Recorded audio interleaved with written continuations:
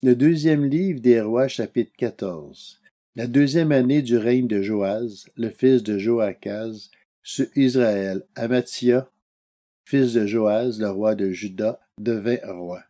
Il avait 25 ans lorsqu'il devint roi, et il régna 29 ans à Jérusalem. Sa mère s'appelait Joad-Dan, et elle était de Jérusalem. Il fit ce qui est droit aux yeux de l'Éternel, mais pas autant que son ancêtre David. Il agit entièrement comme son père Joas. Toutefois, les hauts lieux ne disparurent pas. Le peuple y offrait encore des sacrifices et des parfums. Lorsque la royauté fut bien solide entre ses mains, il exécuta ceux de ses serviteurs qui avaient tué le roi, son père. Cependant, il ne fit pas mourir les fils des meurtriers, conformément à ce qui est écrit dans le livre de la loi de Moïse, où l'Éternel donne ce commandement. On ne fera pas mourir les pères à la place des enfants, ni les enfants à la place des pères. On fera mourir chacun pour son péché. Il bâtit 10 000 Édomites dans la vallée du sel, et durant cette guerre, il prit Séla. Il l'appela Joctéel, nom qu'elle a conservé jusqu'à aujourd'hui. Alors Amathia envoya des messagers à Joas, fils de Joachaz et petit-fils de Jéhu, le roi d'Israël, pour lui dire: Viens, affrontons-nous.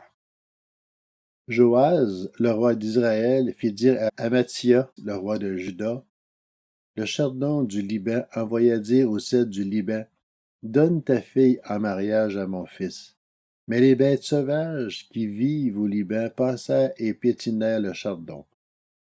Tu as battu les Édomites et ton cœur se remplit d'orgueil. Jouis de ta gloire et reste chez toi. Pourquoi t'engager dans une malheureuse entreprise qui amènerait ta ruine et celle de Juda? Mais Amathia ne l'écouta pas. Joas, le roi d'Israël, monta et ils s'affrontèrent.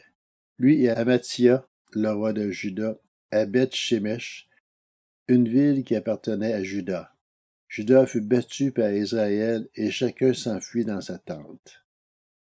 Joas, le roi d'Israël, captura Amathia, le roi de Juda, le fils de Joas et petit-fils d'Acasia, à Beth-Shemesh.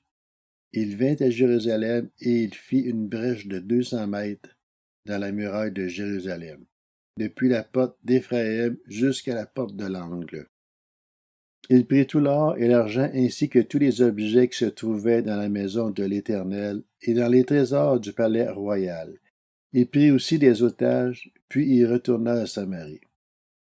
Le reste des actes de Joas, ce qu'il a accompli, ses exploits et la guerre qu'il a menée contre Amathia, le roi de Juda, cela est décrit dans les annales des rois d'Israël. Joas se coucha avec ses ancêtres, il fut enterré à Samarie avec les rois d'Israël.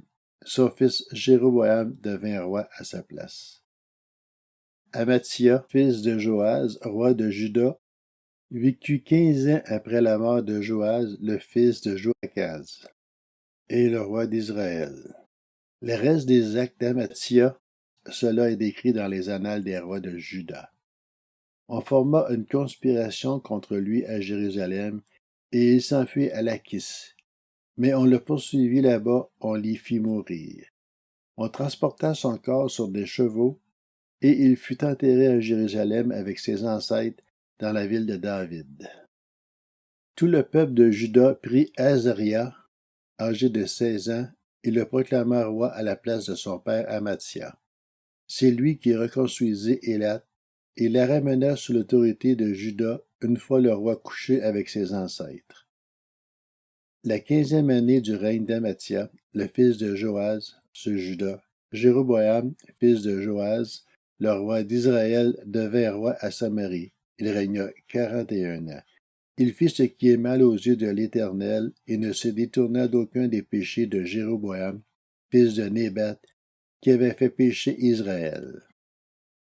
Il rétablit les frontières d'Israël depuis l'entrée d'Hamath jusqu'à la mer Morte, conformément à la parole que l'Éternel, le Dieu d'Israël, avait prononcée par son serviteur Jonas, le prophète, fils de Matthaï de Gatéphé.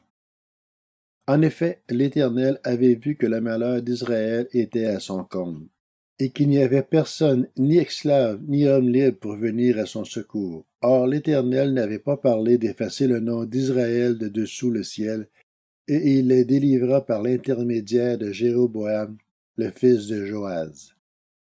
Le reste des actes de Jéroboam, tout ce qu'il a accompli, ses exploits au combat et la manière dont il a ramené sous l'autorité d'Israël Damas et Hamath, villes qui avaient appartenu à Juda.